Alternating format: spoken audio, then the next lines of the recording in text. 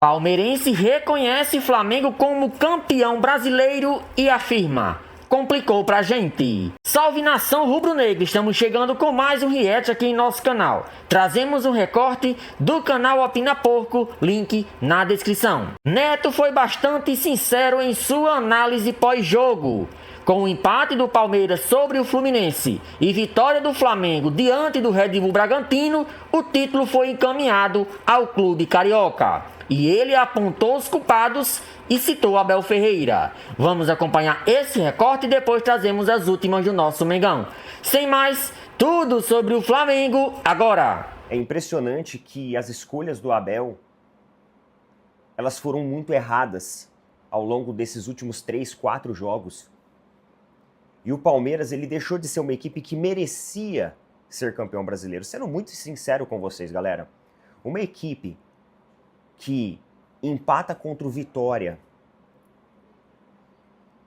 no Z4, uma equipe que empata com o Fluminense jogos dentro da sua casa, numa semana decisiva.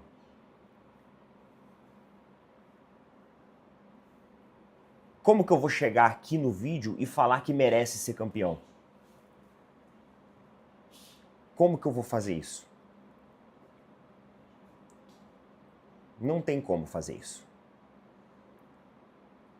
É um festival de erros, é um festival de falta de futebol, de falta de empenho, de falta de organização, de falta, sei lá, de vontade. As equipes, elas fazem a leitura muito fácil do que é preciso para neutralizar o Palmeiras. E para aqueles que falavam que o Fluminense iria entregar, aqui que entregou, né? Aqui, ó, que o Fluminense entregou. Na verdade, o Fluminense entregou um bom futebol. O Fluminense, em boa parte das vezes, foi uma equipe provocativa, propositiva, e chegou num momento do jogo onde o Fluminense tinha 15 finalizações, 15 chutes a gol. O Palmeiras tinha 6. A sensação que dava era que quem precisava do resultado para ser campeão contra o Flamengo era o Fluminense, não era o Palmeiras.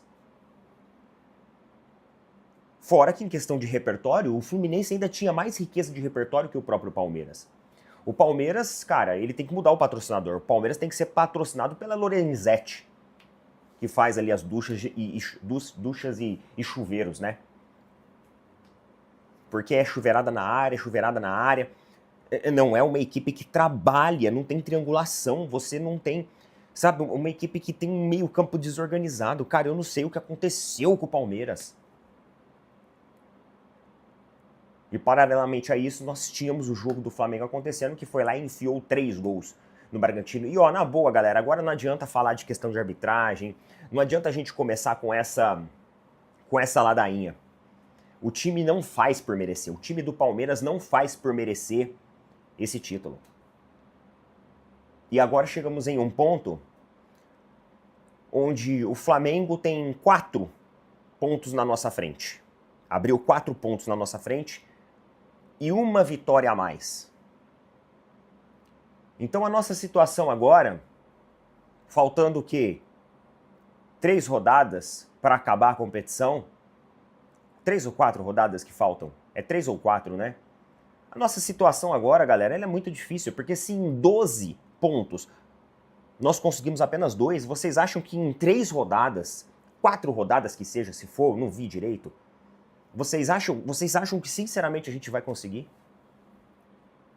Com uma equipe tão mal desempenhada dessa forma? Cara, é uma parada assim, que tipo assim, desanima, velho. Desanima. O jogo terminou, o estádio vaiou o Palmeiras. E merecido. O estádio vaiou de forma merecida o Palmeiras. Chega de passar pano para esses caras.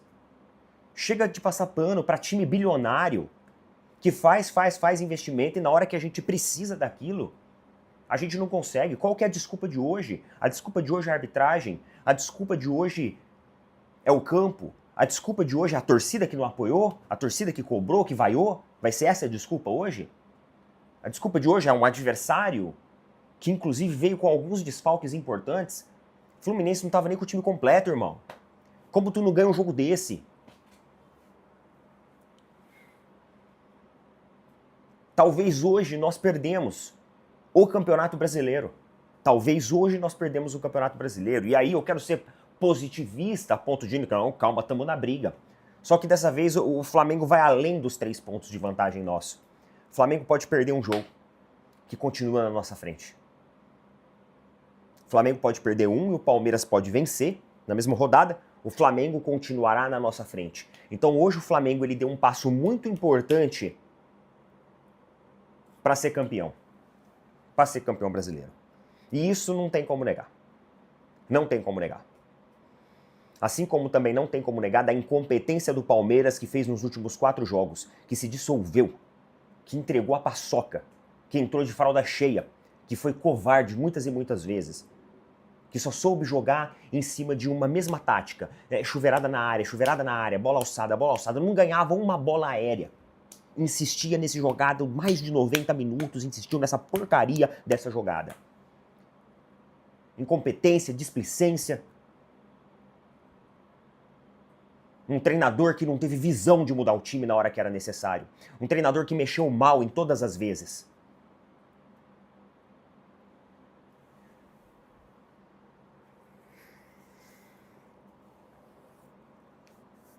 O Palmeiras pipocou bonito nessa reta final.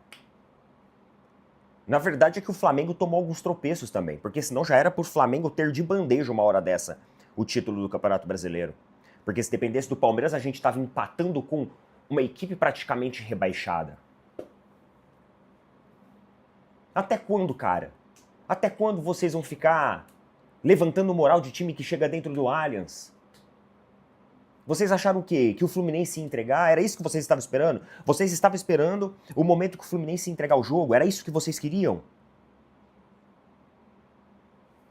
Nem todo mundo é Palmeiras não, cara, que entrega as coisas assim de mão beijada, ó, do jeito que entregou pro Vitória, dentro do Allianz, do jeito que tomou um gol de latereio do Mirassol. E quando eu falo pra vocês isso, levar gol de latereio do Mirassol, tomar gol dentro do Allianz do Vitória, tomar gol não, empatar com o Vitória dentro do Allianz, vocês acham que isso é postura de uma equipe que quer ser campeã? Ah, não é, faça meu favor, cara, não adianta a gente passar pano, vamos falar a realidade. E a realidade nesse momento é que agora o Campeonato Brasileiro ficou muito difícil. E não tem como eu vir aqui e dar uma visão positivista da coisa. Por mais que eu tente ser positivo, a equipe ela não mostra pra mim um poder de reação nessa competição. Muito pelo contrário. É provável que na próxima rodada a gente empate ou perca do Grêmio e o Flamengo faça mais 3 pontos na nossa frente. Aí foi pro vinagre, né? Aí foi pro vinagre. A gente teve boa parte do campeonato em alguns momentos aqui, ó, na nossa mão. Só que foi incompetência nossa não conseguir isso. Não adianta colocar a culpa em ninguém. Não adianta terceirizar a culpa. Culpa é de equipe Abel Ferreira. Culpa é de equipe Abel Ferreira.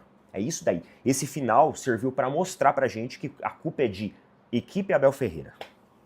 É isso, pessoal. É isso. Tá? Agora, no momento, é só um desabafo aqui. Eu não consigo, sabe, falar sobre absolutamente mais nada. Tá? Fralda cheia, time bunda mole, entregou o campeonato pelo 2º ano consecutivo a um rival carioca. Pô, vocês estão de parabéns. Parabéns. A despedida do Flamengo do Maracanã antes da viagem para a final da Libertadores acabou se transformando em uma espécie de celebração antecipada, não apenas pelo resultado, mas pelo ambiente que se criou em torno do time. O estádio estava cheio, pulsando com um apoio que se manteve firme durante toda a partida, e a equipe correspondeu com uma atuação segura, madura e convincente. A vitória por 3-0 sobre o Bragantino não foi apenas mais um triunfo no Campeonato Brasileiro. Ela reforçou a confiança de torcedores, jogadores e comissão técnica num momento decisivo da temporada, especialmente depois da fraca exibição no clássico contra o Fluminense, que havia deixado dúvidas no ar. O resultado também teve peso direto na tabela. Com os 3 pontos, o Flamengo ampliou a vantagem na liderança e passou a vislumbrar a possibilidade de ser campeão brasileiro já na próxima rodada, antes mesmo de embarcar para Lima, onde disputará a final da Libertadores.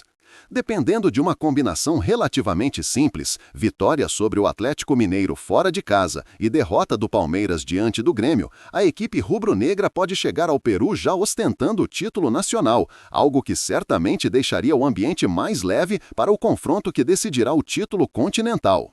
No momento, o Flamengo soma 74 pontos e 22 vitórias, contra 70 pontos e 21 vitórias do Palmeiras, restando apenas 3 rodadas para o fim do campeonato. Embora a partida contra o Bragantino tivesse enorme importância para a briga pelo Brasileirão, ela também serviu como um verdadeiro laboratório para Felipe Luiz, que buscava respostas claras sobre a formação ofensiva que pretende levar à final da Libertadores. Sem Pedro, lesionado, e sem Plata, suspenso, o treinador precisava encontrar alternativas confiáveis para compor o trio de ataque na partida mais importante do ano. E o que se viu em campo deu algumas pistas importantes. Everton Cebolinha, que vinha pedindo espaço com boas atuações recentes, despontou como um candidato fortíssimo a assumir um lugar no setor ofensivo. Além dele, havia uma disputa aberta envolvendo Carrascal, Luiz Araújo e Samuel Lino pela terceira vaga ao lado de Bruno Henrique. A sensação após os 90 minutos era de que o Flamengo, que há poucos dias parecia enfrentar uma série de incertezas no ataque, encontrou caminhos mais claros. Felipe Luiz conseguiu equilibrar a necessidade de manter o time competitivo no Brasileiro com a urgência de testar soluções que possam funcionar na final da Libertadores. O posicionamento de Arrascaeta chamou a atenção desde o início da partida. O uruguaio, que já é naturalmente o cérebro criativo da equipe, atuou mais próximo da área, muitas vezes ocupando o espaço de um falso 9. Em vários momentos, foi ele quem preenchia o setor central, recebendo de frente, girando rápido e distribuindo bolas para quem vinha de trás ou pelos lados. O camisa 10 mostrou novamente por que é tão decisivo. Quando não aparece com um passe milimétrico, surge com uma finalização perigosa ou com uma jogada individual capaz de quebrar linhas. A dependência ofensiva do Flamengo em relação a Arrascaeta ficou ainda mais evidente pelo contraste com o jogo anterior. Contra o Fluminense, sem o uruguaio, o time se mostrou previsível, lento e com pouca capacidade de criação. Já diante do Bragantino, mesmo que o placar ao fim do primeiro tempo ainda apontasse 0-0, todas as melhores oportunidades passaram pelos pés do camisa 10, que distribuiu o jogo com facilidade, encontrou companheiros em boas condições e conduziu o time no campo ofensivo. Cebolinha também teve papel importante no início da partida. Ele finalizou 3 das 5 primeiras jogadas de ataque do Flamengo, mostrando intensidade, confiança e disposição para assumir protagonismo. Porém, o velho problema que tem acompanhado o Flamengo ao longo da temporada voltou a aparecer nos primeiros 45 minutos. A equipe costuma ter mais posse de bola, mais finalizações, maior presença no campo adversário, mas muitas vezes falha no momento de concluir as jogadas. Liderar estatísticas não basta para vencer competições, é necessário efetividade. E foi justamente essa efetividade que surgiu logo no início do segundo tempo, em um lance que sintetiza bem o estilo de jogo do Flamengo de Felipe Luiz. Em uma saída de bola equivocada do Bragantino, Jorginho recuperou a posse e imediatamente serviu a Arrascaeta com um toque rápido.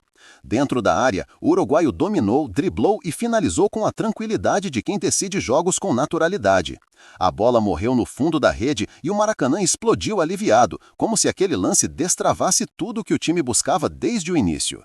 As mudanças de Felipe Luiz no intervalo mostraram que o treinador não estava apenas pensando no jogo em curso, mas também no que virá em Lima.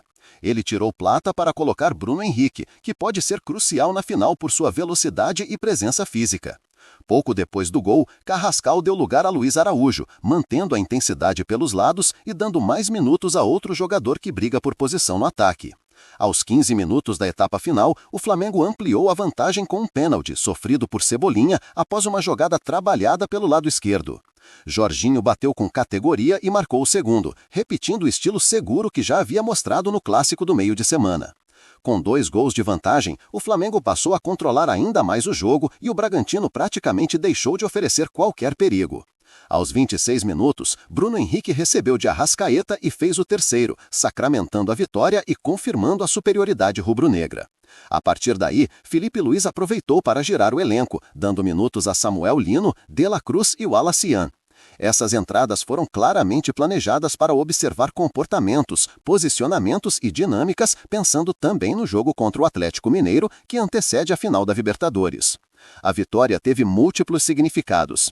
Ela foi fundamental para apagar a má impressão deixada no Clássico, para consolidar a liderança no Brasileirão, para reduzir a pressão num momento crítico da temporada e, principalmente, para aumentar o nível de confiança e de esperança da torcida às vésperas da viagem para o Peru. Os próximos dias serão de enorme intensidade no Ninho do Urubu, tanto pela proximidade da final continental, quanto pela possibilidade real de assegurar o título nacional antes mesmo de enfrentar o Palmeiras pela Libertadores. Para os torcedores, será uma semana de ansiedade, expectativa e muita emoção. Do ponto de vista matemático, o triunfo sobre o Bragantino, combinado com o tropeço do Palmeiras diante do Fluminense, teve impacto gigantesco nas projeções de título. As chances estatísticas de o Flamengo ser campeão brasileiro saltaram para mais de 93%, enquanto as do Palmeiras despencaram para pouco mais de 6%. Existe até a possibilidade do título ser definido já na terça-feira, caso o Flamengo vença o Atlético Mineiro e o Palmeiras seja derrotado pelo Grêmio. Assim, antes mesmo de a bola rolar pela final em Lima, o brasileiro já poderia estar decidido. O Cruzeiro ainda aparece com uma probabilidade mínima, inferior a 1%, mas essa chance pode sumir caso a equipe seja derrotada pelo Corinthians. Mesmo que vencesse os 3 jogos finais, não ultrapassaria o Flamengo no número de vitórias.